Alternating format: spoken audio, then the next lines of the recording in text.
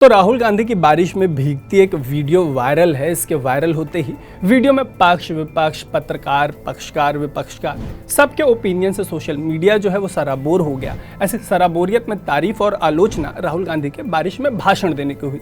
कुछ राजनीतिक पंडितों का ये भी कहना है कि बारिश के पानी ने नेताओं के लिए सत्ता का रास्ता खोला है। अब आपका एक सवाल ये हो सकता है कि क्या ऐसा सच में हुआ है? हाय, मेरा नाम है तरुण और इस स्टोरी में आपको ऐसे ही एग्जाम्पल्स के बारे में बताएंगे, लेकिन सबसे पहले आप अनकट को फेसबुक, यूट्यूब और इंस्टा पर जरूर फॉलो कर लीजिएगा।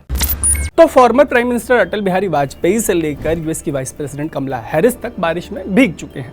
अपने भाषणों के दौरान भीगने वालों में इनके अलावा यूएस प्रेसिडेंट जो बाइडेन और उनके अलावा फॉर्मर प्रेसिडेंट बराक ओबामा के नाम भी शामिल हैं। इन सबके नामों के बीच लास्ट में आपको एक सरप्राइज नाम बताएंगे, लेकिन सबसे ताजा उदाहरण जो दिया जा रहा है वो है भारतीय राजनीति का एक बड़ा चेहरा शरद पवार का। पवार की पार्टी एनसीपी के जो स्पोक्सपर्सन है क्लाइड क्रास्टो, उन्होंने एक ट्वीट में लिखा कि time has proved and time will prove when the rain gods decide to bless you there will soon be a storm in the opposition camp. मतलब वो कह रहे हैं कि बारिश के देवता जब आपको आशीर्वाद देते हैं, उनसे जब आपको आशीर्वाद मिलता है तो अपोजिशन के कैंप में तूफान आ जाता है। इस ट्वीट में उन्होंने अक्टूबर 2019 के लोकसभा बाई इलेक्शन की एक तस्वीर ट्वीट की है जिसमें शरद पवार नजर आ रहे हैं। इस तस्वीर की कहानी यह है कि शरद पवार ने 18 अक्टूबर 2019 को एनसीपी उम्मीदवार श्रीनिवास पाटिल के पक्ष में एक रैली को संबोधित किया था।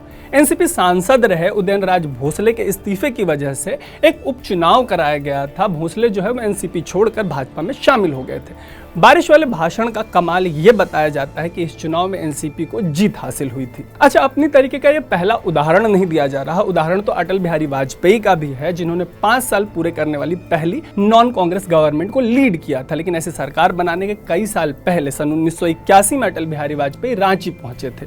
उन्होंने जैसे ही बोलना शुरू किया बारिश होने लगी, लेकिन उनका भाषण जारी रहा। कहा जाता है कि उन्होंने जनता से कहा था कि वो जब तक सुनेंगे वाजपेयी बोलते रहेंगे। अच्छा, इनका उनके इमीडिएट सक्सेस से तो कोई वास्ता नहीं है, लेकिन सालों बाद उन्होंने 2 दर्जन से ज्यादा पार्टियों वाली एक ऐसी सरकार को लीड किया, नॉन कांग्रेस, जो कि 5 साल पूरा करने वाली सरकार थी। वहीं 2012 में बराक ओबामा ऐसी ही बारिश में भीगते हुए बोलते रहे।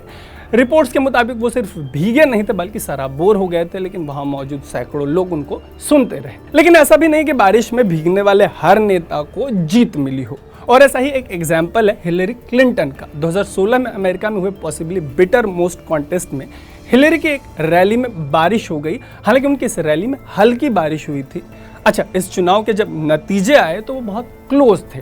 ट्रंप और हिलेरी के बीच जीत का जो मार्जिन था वो बारिश जितना ही हल्का था। हालांकि इस क्लोज कॉन्टेस्ट में ट्रंप से हिलेरी हार गई। साल 2020 में अमेरिकी चुनाव में जो बाइडेन डेमोक्रेटिक पार्टी के राष्ट्रपति पद उम्मीदवार थे और उनके सामने तो डोनाल्ड ट्रंप।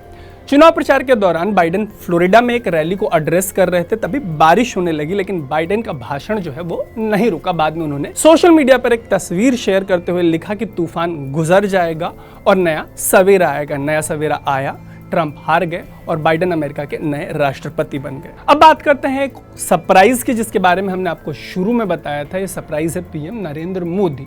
उनसे जुड़ी वेबसाइट narendramodi.in पर एक तस्वीर है।